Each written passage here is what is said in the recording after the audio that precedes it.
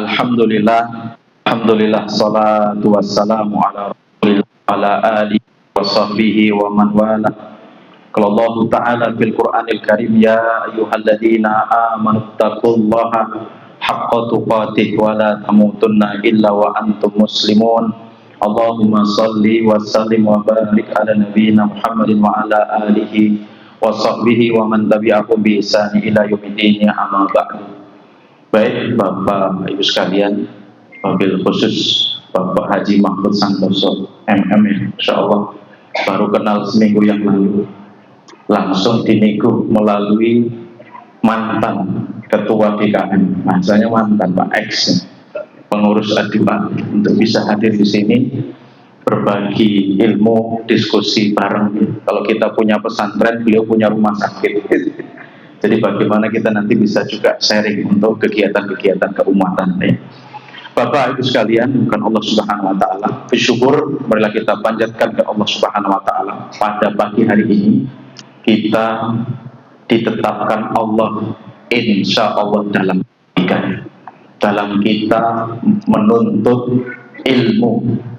Bahkan Nabi sampai mengatakan inna dunya mal'unatun mal'unun ma fiha.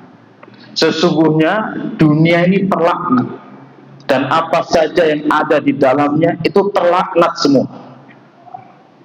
Jadi ada dokter-dokter yang dilaknat, ada komisaris Pak Mahfud juga bisa terlaknat, termasuk semua pegawai itu bisa terlaknat. Siapa yang tidak mendapatkan laknat dari Allah Subhanahu wa taala? 4 orang. Yang pertama adalah zikrullah, orang yang senantiasa mengingat Allah. Ya, yang kedua wa mawalah, segala kegiatan atau aktivitas yang menjadikan kita ingat kepada Allah. Yang sholat, baca Quran, bermajlis seperti ini. Kemudian yang tidak dilaknat, yang nomor 3 adalah apa? Alimun, orang yang berilmu, orang yang paham agama, itu dikecualikan dari laknat. Kemudian yang terakhir adalah wa'alimun, yaitu orang-orang yang belajar agama. Coba keempat-empatnya kita dapat enggak di majelis? Dapat. Mengingat Allah di dalam suasana yang mengingat Allah, sebagai orang yang berilmu dan orang yang sedang menuntut ilmu. Kita kalau istiqomah seperti ini, apa kata Nabi? Man salaka yaltamisu fihi ilma, barang siapa yang meniti jalan yang dia gunakan untuk menuntut ilmu, sahalallahu lahu bihi tariqan ilal jannah, maka Allah akan mudahkan baginya jalan untuk masuk surga. Kira-kira Bapak Ibu sekalian pengen masuk surga apa tidak? Salah satu tanda calon penghuni surga itu ya suka ngaji, suka taklim.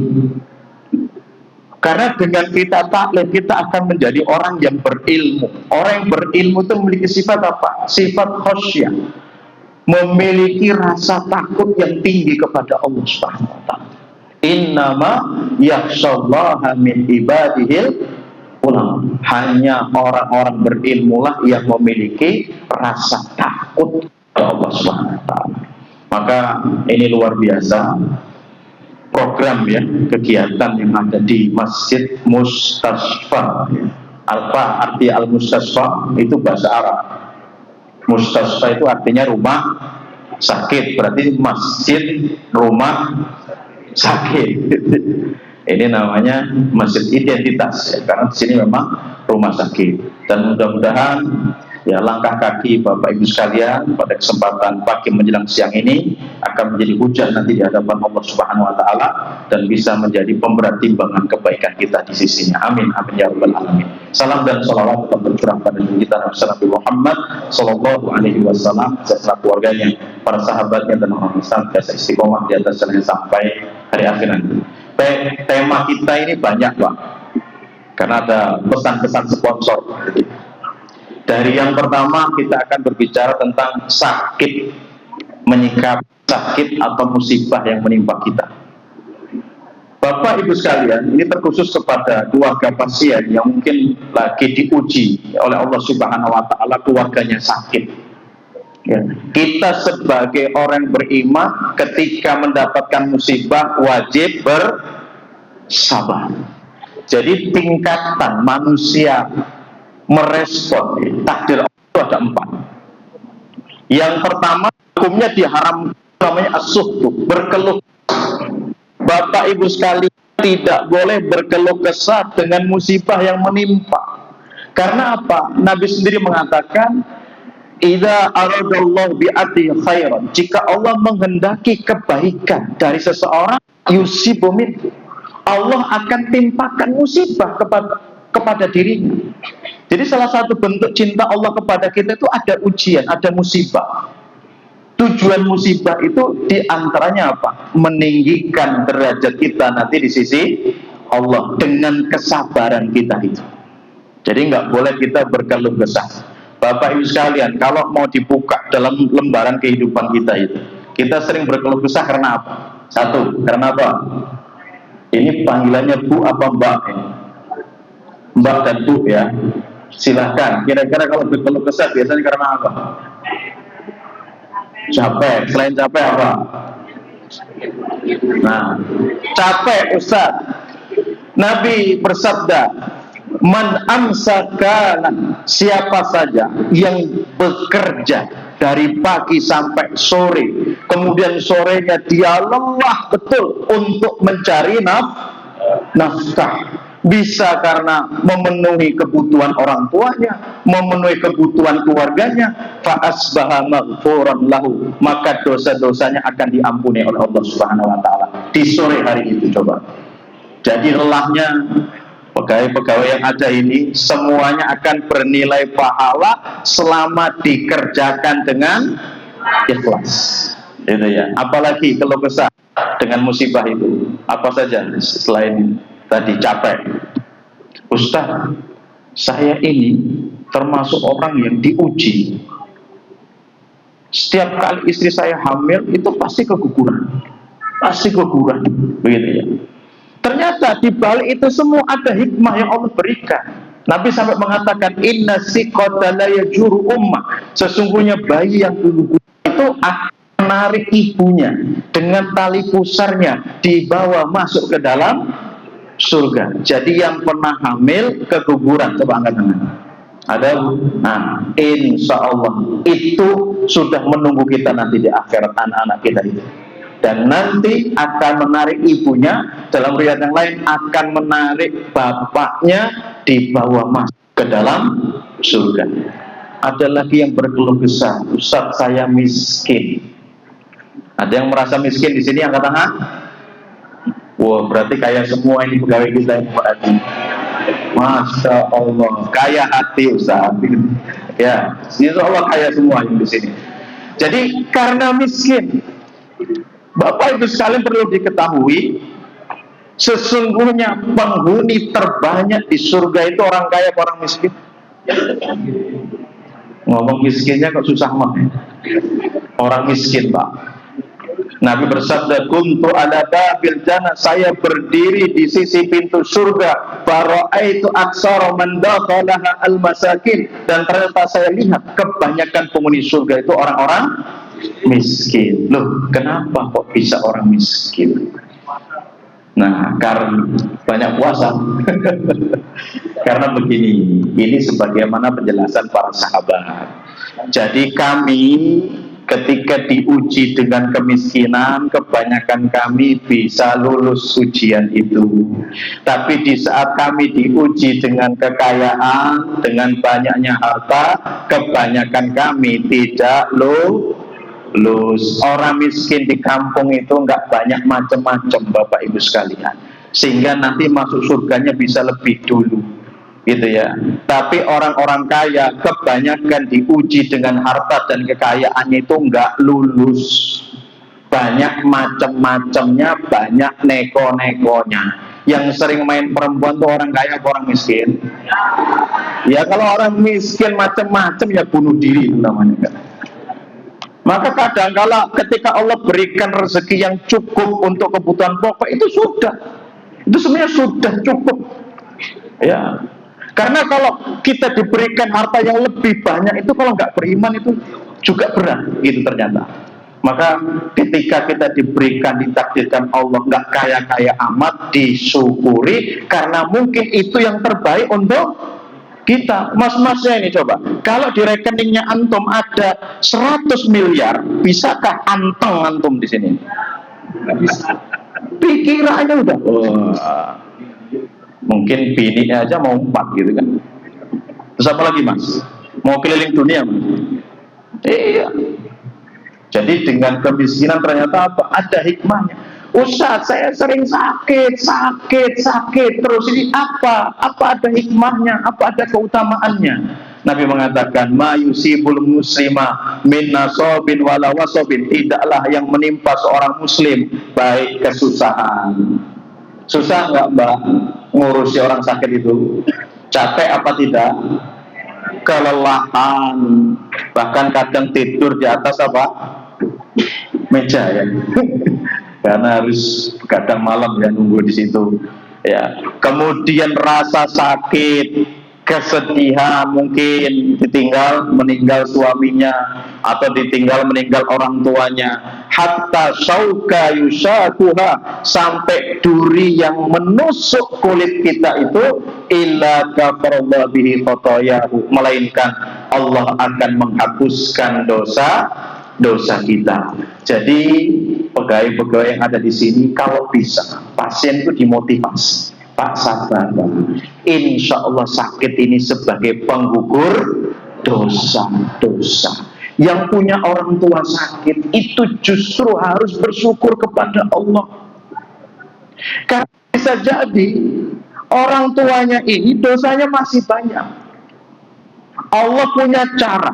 Di antara caranya adalah apa? Allah timpakan penyakit.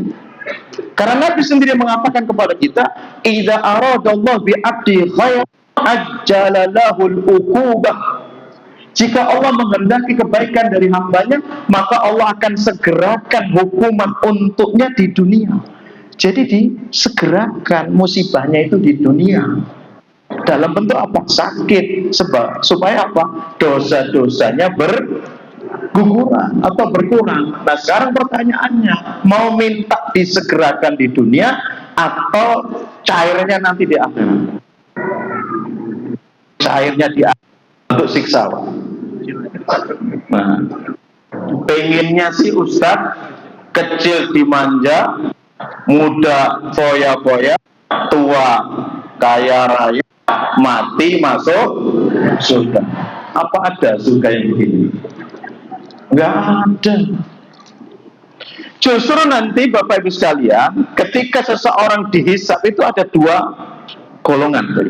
Yang satu namanya ahlul afiyah, orang-orang yang hidupnya di dunia mulus lancar jaya. Lahir orang tuanya sudah kaya, sekolah nggak ada kendala biaya, ngelamar sekali langsung jadi, punya anak lancar, anaknya sehat-sehat semua, tidak ada musibah yang menimpa. Itu namanya ahlul afiyah, orang-orang yang hidup di dunia itu sehat sentosa. Tapi ada yang kedua namanya ahlul baliyah, orang-orang yang di dunia itu pertama lahir orang tuanya miskin, sekolah sambil jualan karena nggak bisa bayar biaya sekolah, kuliah pun harus berinovasi kerja sana kerja sini untuk bayar kuliah, ngelamar sampai 10 kali ditolak. Ada nggak mas? Sampai 10 kali ditolak? Nggak ada ya. Dan jangan ahlul afiyah di sini nih. Nah kemudian setelah itu nikah, baru nikah istrinya kecelakaan, baru punya anak, anaknya ternyata cacat misalnya, terus bertubi-tubi orang yang kedua ini. Ternyata Bapak Ibu sekalian, kita ini kadang-kala salah melihatnya. Jadi kalau kita berpikir secara pandangan akhirat, orang yang nomor 2 itulah orang yang nanti urusannya ringan pada hari kiamat. Tapi kalau pakai kacamata dunia, ya dengan dunia kita melihat, habis ya. Kok nggak ada? Tiba-tiba hilang, Pak.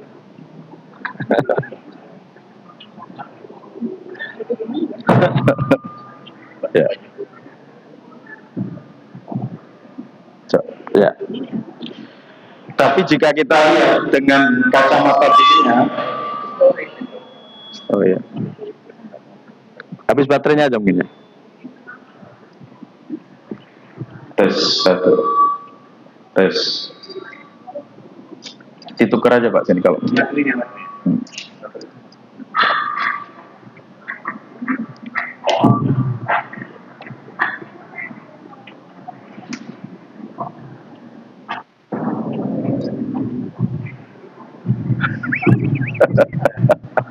Memang ini ada yang sabotase ini berarti.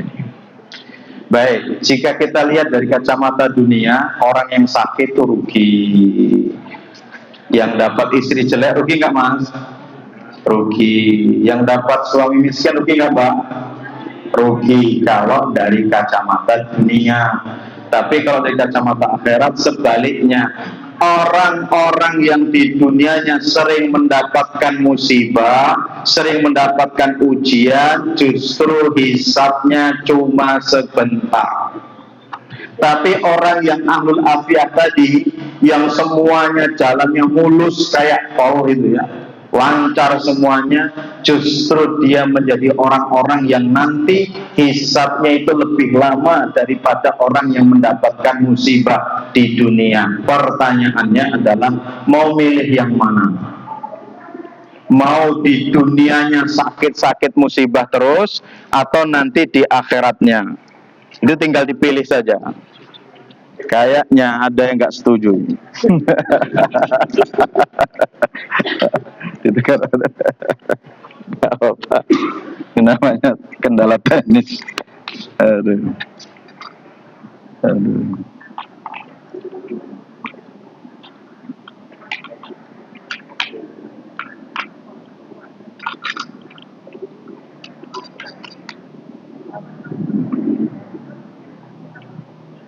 Nah, baik, ini tema yang pertama terkait musibah. Sekarang pertanyaannya, kalau kena musibah, siap bersabar atau tidak? Kalau bisa malah justru bersyukur. Ini tingkatan yang paling tinggi.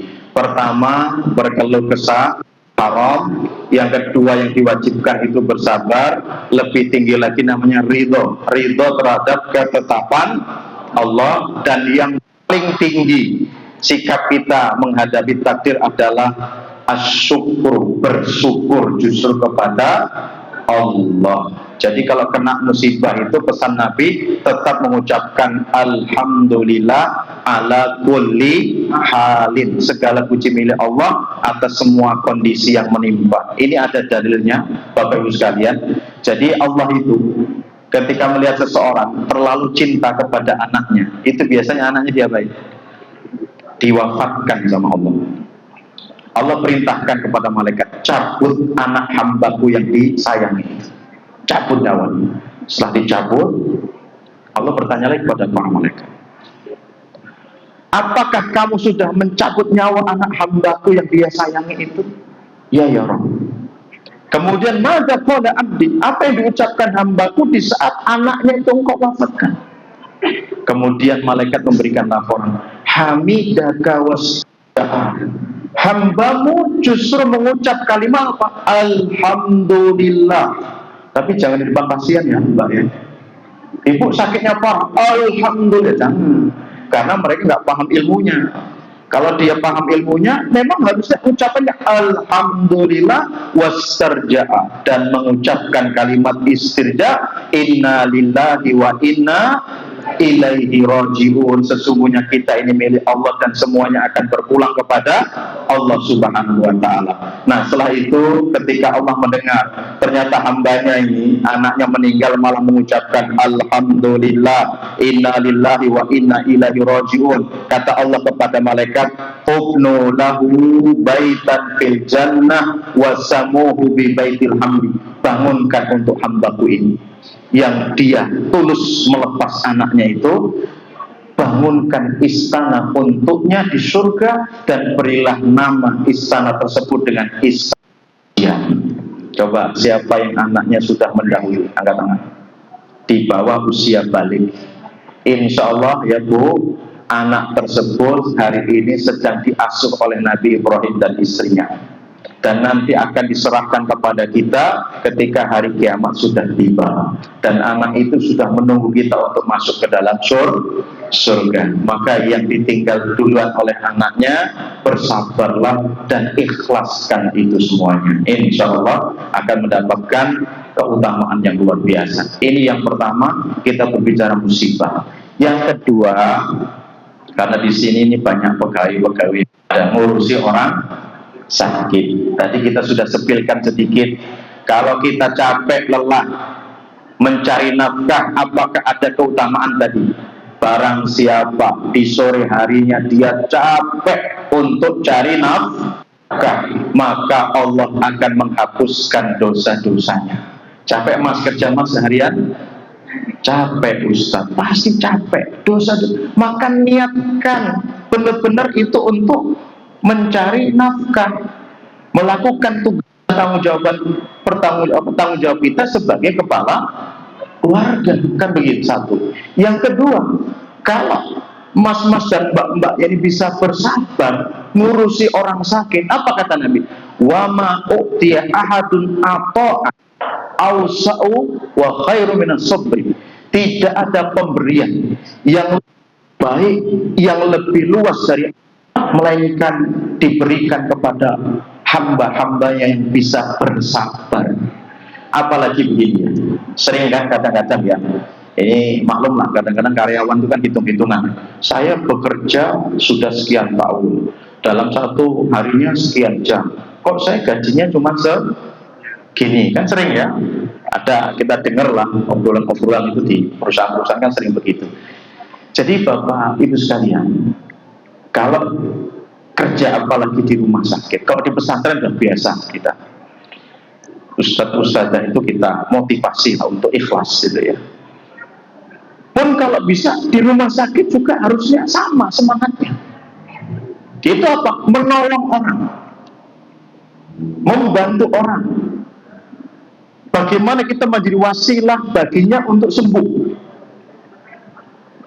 Kalau kita tidak mendapatkan dari pihak ya manajemen rumah sakit ini sesuatu yang tidak sebanding dengan apa yang kita keluarkan, maka di dalam Islam itu ada istilah apa? EPOS, energi positif. Kita sedang menabung energi positif. Semakin banyak kebaikan yang kita lakukan, maka tabungan positif kita itu, energi positif, semakin banyak. Kalau semakin banyak tabungan itu nanti akan cair. Kalau cair, nanti kita akan mendapatkan apa bentuk cairannya itu? Antum, mas-masnya punya istri mau lahiran, cukup ya Allah. Saya sudah 10 tahun pengabdian saya ke rumah sakit Urip Sumoharjo. Yang saya dapatkan sesungguhnya tidak sesuai dengan apa yang saya berikan. Ya Rob, jika ada kebaikan saya membantu orang sakit, ya Allah, hari ini saya dihadapkan dengan istri saya dalam persalinan, mudahkanlah persalinan. Itu namanya bertawasul dengan amal soleh. Misalnya mbak-mbaknya, tetangganya itu orang miskin, setiap gajian dipotong, mungkin 5%-nya dikasih untuk tetangganya yang miskin. Tiba-tiba dihadapkan dengan sebuah kondisi ibunya sakit, harus menjalani operasi misalnya. Silahkan ya Rob, saya selama ini berbuat baik sama tetanggaku itu. Ya Rob, hari ini saya dihadapkan dengan sebuah musibah, ibu saya sakit harus dioperasi. Ya Rob, tolong, kalau ada kebaikan dalam diri saya, cairkan hari ini dalam bentuk kesembuhan orang tua saya. Disitulah harusnya yang ada dalam diri kita itu semangat itu untuk membantu orang. Jangan hitung-hitungan membantu orang itu, karena Allah itu nggak buta. Allah akan membalas segala bentuk kebaikan-kebaikan yang kita lakukan. Justru rugi kalau kita bekerja dimanapun saja, orientasinya dunia itu rugi Pak. Capek, duit nggak seberapa, capek nggak dapat pahala. Tapi kalau diniatkan benar-benar ikhlas membantu, adapun mendapatkan gaji itu hanya sebatas apa? Wasilatul ikhlas, supaya lebih ikhlas, kan begitu kan? Nggak mungkin orang suruh kerja di rumah kita seharian, setelah itu terima kasih ya Pak. Ikhlas nggak dia? Kira-kira di belakang ngomong nggak kira-kira? Masa suruh makan ikhlas kan gitu kan? Nah, artinya diartikan itu hanya sebagai sarana saya untuk lebih ikhlas. Tapi motivasi untuk bantu orang. Nah, kalau kita bantu orang di dunia, apa kata Nabi? Man nafasa an mu'minin kurbatan min kurabi dunya. Barang siapa yang meringankan beban hidupnya seorang mukmin di dunia, maka Allah akan meringankan urusan nanti di akhirat. Barang siapa yang bisa mengangkat kesulitan dari seseorang, tadi mungkin ya pasien keluarga itu mau konsultasi gitu ya, silahkan ya disambut dengan baik ya, senyumannya gitu kan. Kalau bisa bertemu satu dengan yang lain itu bisa mengucapkan salam, nanti bisa dipraktekkan tuh Pak Haji ya, karena Nabi itu sendiri pernah bersabda, ala adulukum ala syai'in idza fa'altumuhu tahabbtum. Maukah saya beritahukan kepada kalian tentang sesuatu, jika kalian mengamalkan sesuatu ini kalian akan saling mencintai. Yang pertama apa? Afsus salam bainakum, sampaikanlah salam di antara kalian. Jadi Bapak kalian dalam salam itu ke orang lain, kita rugi nggak sih? Enggak rugi. Doa salam itu artinya gimana sih? Assalamualaikum, keselamatan bagi kalian, warahmatullah, rahmat Allah dan barokahnya. Setelah itu orang tadi menjawab waalaikumsalam warahmatullah wabarakatuh. Itu kembali kepada kita enggak? Kembali kepada kita. Jadi senyum, sapa, salam itu kalau dikerjakan dengan tulus, itu semuanya akan bernilai pahala di sisi Allah Subhanahu wa taala. Apalagi Nabi juga bersabda, la tahqironna minal ma'rufi syai'a. Kalian jangan meremehkan kebaikan sekecil apapun itu, walau antal akhaka bi wajhin talqin. Meskipun kamu hanya bertemu dengan saudara kamu dengan wajah yang ceria. Wajah yang talak itu wajah yang tidak ada beban. Ketemu yang lain itu fresh, enak. Ini ada dokter cembetut. Siapa ini pasiennya? Waduh, ini keluarga ustaz, bukan ustaz pasien. Ini kok kena air? Kenapa ini kena air? Kan nggak boleh kena air, nanti mati loh kalau kena air. Waduh, jangan. Pasien itu juga butuh motivasi ya, kalau bisa disederhanakan gitu ya, karena ada seseorang itu ya sehat itu karena sebuah sugesti dalam diri kan, Pak, insya Allah penyakit seperti ini bisa sembuh ya. Ini enggak malah datang, penyakit seperti ini 99% kebanyakan tidak ada yang selamat, semuanya pasti kebanyakan mati. Kira-kira wajah pasien itu gimana kira-kira? Langsung pucet, pasti, wah, saya udah nggak ada harapan hidup lagi. Jangan seperti itu. Tolong dirawat dengan baik, dilayani dengan baik, karena semua itu akan menghadirkan kebaikan kita, baik urusan di dunia maupun nanti urusan di akhirat. Kemudian untuk keberkahan itu semua, Bapak Ibu sekalian, bergantunglah kepada Allah. Bersandarlah kepada Allah, kuatkan hablum minallahnya, karena hakikatnya kalau penduduk negeri ini beriman dan bertakwa, walau anna ahlal qura amanu wattaqau la fatahna alaihim barakatin minas sama'i wal ardh. Jika penduduk negeri ini beriman dan bertakwa kepada Allah, maka kami sungguh kata Allah akan bukakan keberkahan dari langit dan keberkahan dari bumi. Syaratnya beriman dan bertakwa. Syarat dimudahkan urusan, syarat dimudahkan rezeki itu takwa dulu kita itu. Bagaimana hubungan kita dengan Allah itu baik. Begitu. Rezeki itu cuma bonus, Pak. Tapi pemberinya Allah, yang menentukan adalah Allah Subhanahu wa taala. Maka untuk keberlangsungan itu semuanya ini ya, sudah difasilitasi kajian seperti ini. Alhamdulillah. Karena apa? Kadang kalau tidak diwajibkan Pak Haji untuk urusan ngaji-ngaji begini itu banyakkan yang males. Kenapa males? Karena manfaatnya tidak langsung di depan mata. Beda kalau urusan dunia. Petani-petani itu nggak usah diajari cara nyangkul, pasti dia bisa mencangkul tanah karena dia butuh. Kalau nggak bisa nyangkul, nggak bisa makan, kan begitu Pak. Ya termasuk urusan-urusan dunia itu. Misalnya antum sebagai perawat, sebenarnya antum nggak belajar bisa nyuntik nggak kira-kira? Ya bisa, tapi suntiknya mana nanti kan? Gitu. Tapi intinya karena itu dituntut harus bisa ya bisa. Tapi kalau belajar agama ini kadang-kadang kan nggak kelihatan apa sih manfaatnya. Tapi Nabi sudah ingatkan orang-orang yang bermajelis ilmu itu apa? Illa nazalat alaihimus sakinah. Allah akan turunkan ketenangan dalam hidupnya. Orang yang tenang itu bukankah dia sudah mendapatkan separuh daripada solusi dari kehidupannya? Ada senang, ada tenang. Beli mobil baru itu tenang apa senang? Senang. Punya rumah baru itu tenang apa senang? Tapi kalau bapak ibu baca Quran, tenang apa senang? Sholat 5 waktu tepat pada waktunya, tenang apa senang? Tenang. Kalau sudah tenang, mas-masnya itu di rumah gak akan pernah emosi sama istri. Kayak Nabi kan, ibadahnya bagus kepada Allah, hatinya tenang. Pulanglah mau makan, bertanya sama Ibunda Aisyah, adakah makanan yang saya bisa makan di pagi hari ini? Jawabannya, tidak ada ya Rasulullah. Apa suami yang hatinya tenang itu? Beliau justru berkata, ya sudah kalau begitu hari ini saya tak berpuasa, saya akan berpuasa. Coba mas-mas saya yang punya istri, pulang dari lari, pulang dari main badminton, ke rumah, tanya, sudah masak belum? Dijawab, belum. Dilihat istrinya main HP, meledak nggak mas? Meledak enggak? Naik uratnya enggak? Kenapa kita emosi? Kenapa kita naik urat? Hatinya belum tenang. Sudah begitu antum bilang, buatin teh manis sih, saya haus gitu kan. Malah jawaban istri, kamu kan punya tangan, soalnya buat sendiri. Kira-kira gimana mas?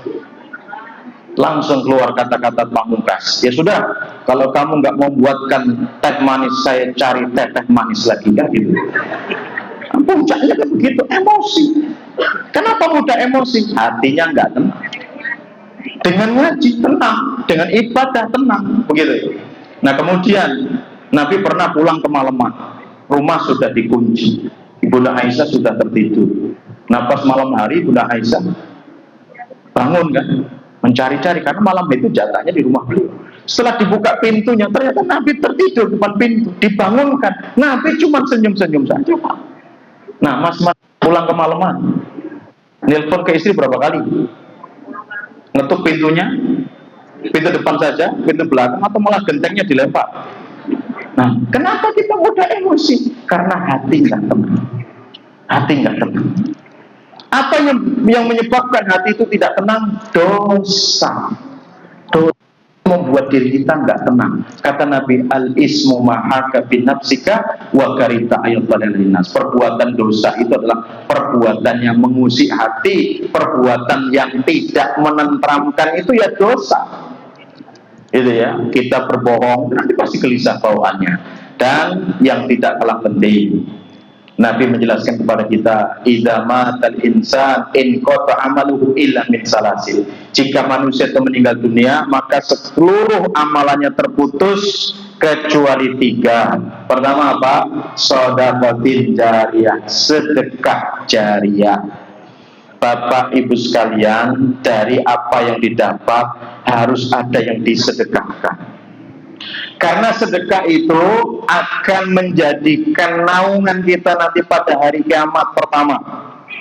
Jadi nanti pada hari kiamat tudnasya, matahari akan didekatkan di atas kepala-kepala manusia, qadromil, jaraknya 1 mil di atas kepala kita.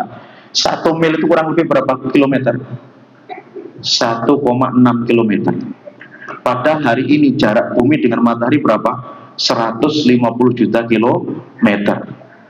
Kalau ada yang siap mas, dijemur di lapangan dari jam 9 sampai jam 3 sore, kira-kira sudah bagaimana bentuknya?